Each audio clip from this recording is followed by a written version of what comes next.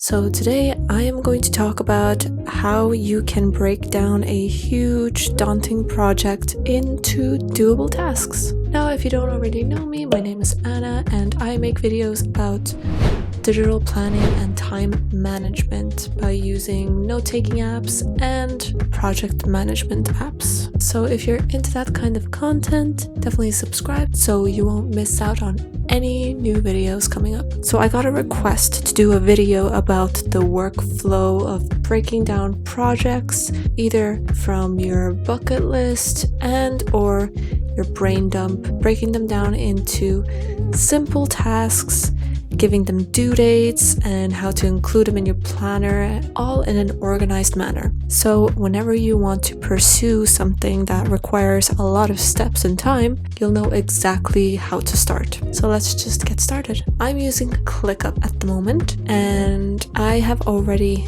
created a space here, which has two lists. You can add a list by clicking on the plus icon here. I've already added a bucket list and a brain dump as examples. Now, when you click on one of the lists, it displays it. However, if you click on the space, it displays all of the lists that are within that space, which are these two, brain dump and bucket list. Since I want to see both lists, I'm gonna stay in the space section. First thing I'm going to do is sort out the fields, which are here. I'm gonna remove assignee since I'm the only one who's using this list. I will also add priorities. Now, as soon as you do anything in a new space, folder or list, make sure to autosave by clicking here. Sometimes they give you a reminder to do that as well, which is good. This will autosave the changes within the space. Next thing I do is I prioritize the projects from my bucket list or brain dump in terms of urgency. Then once I'm done with that, I create due dates.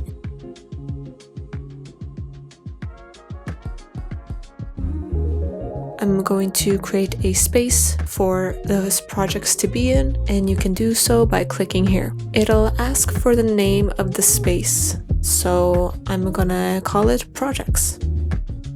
The next thing we need to do is add statuses. You can add statuses like to do, doing, overdue, and done. Move the done status into this area. I personally like to rename the complete status as a closed status. Now, what is the difference between done and closed? Well, the closed status will hide the tasks, whereas the done status will show me the tasks within that status that have been completed. And I like to be able to see that, to check on my progress. And it has many other purposes as well. Now I'm gonna change the colors of the statuses. You can add custom ones also, which is always nice because we love to follow a nice aesthetic here. Next, add your required ClickUps.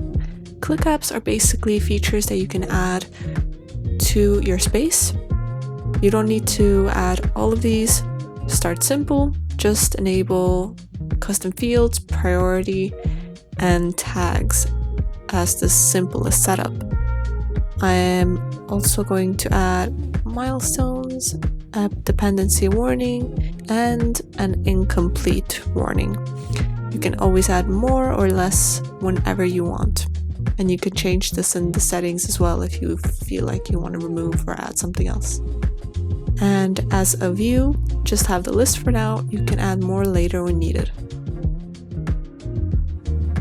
Now I'm going to add folders, and these folders will separate the brain dump projects and the bucket list projects. I'm going to also do some customization with the icons and the colors for the space and its folders. I'm going to change the colors of the folders to be the same as the color of the lists they are based on. Then add all the projects as lists within those folders.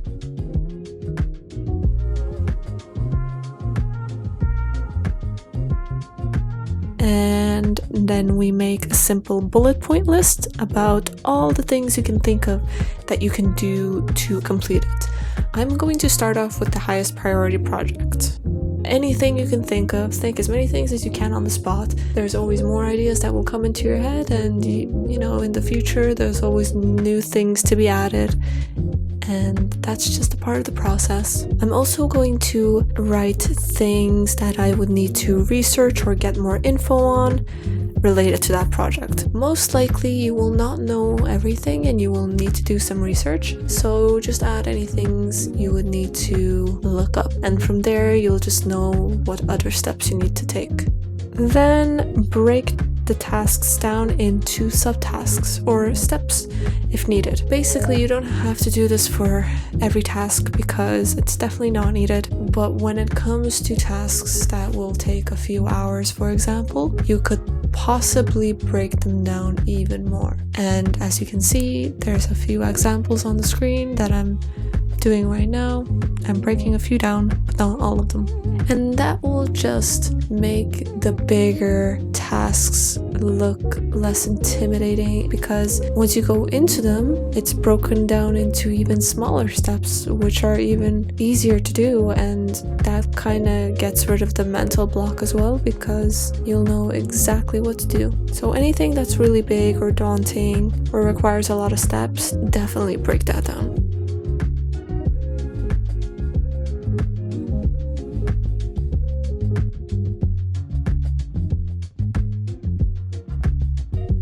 Then I create a timeline for the tasks. So basically, I am starting off with a Gantt chart in the My Projects space, because then I am able to have an overview of all the upcoming projects I have. So like I mentioned before, if you go into the space, then you will see all of the lists that are within that space, like I mentioned earlier. So that's exactly what I'm going to do. I'm going to go into that space called My Projects, and all of the projects that I have in the folders will be displayed here. And this is great because I can make sure I don't put too much work on certain dates. So the Gantt chart view is definitely great for such spaces that have folders and a lot of lists. Now all of the lists are displayed in an organized manner. You can collapse them and see the overall length of each project. Now why is that? It's because they are in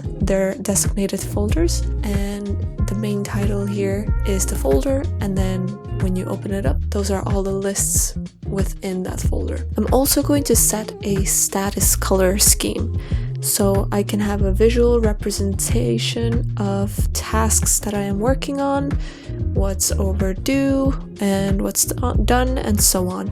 This will also make this timeline look less overwhelming when you're in the middle of working on it. So you can see your progress, how many of them are done. For example, if you have a lot of tasks that are closed, which turns them green, then you'll be able to see that, and you'll see your progress, and you'll see how many tasks you actually have left over, which is great. Sometimes I start with the last task ending with the due date of the project and work my way backwards. Other times I start with the first task. You can also add dependencies between tasks like this.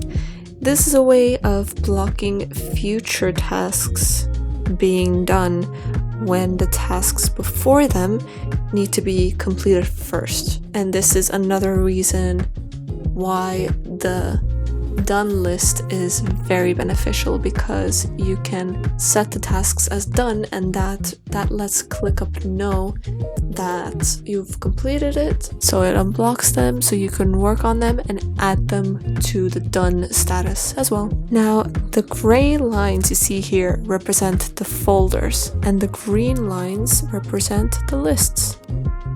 You can also have a calendar view of all the tasks by adding it here. This is great as well if you like to see more of a week-to-week calendar of your projects. I recommend both views. I think both views are really great. They both have their benefits. When you're scheduling a timeline for your project or projects, you need to give yourself a lot of wiggle room because, let's be honest, life happens.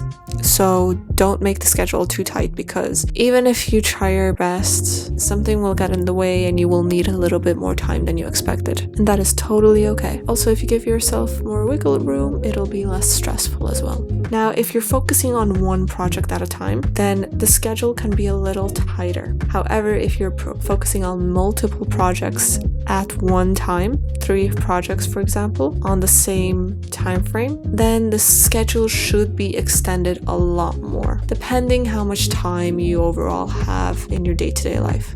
I hope this helps you a lot. Let me know in the comments what project or projects you are planning to focus on next. I'm wishing you lots of luck on your future projects, and I will see you on my next video. Ciao!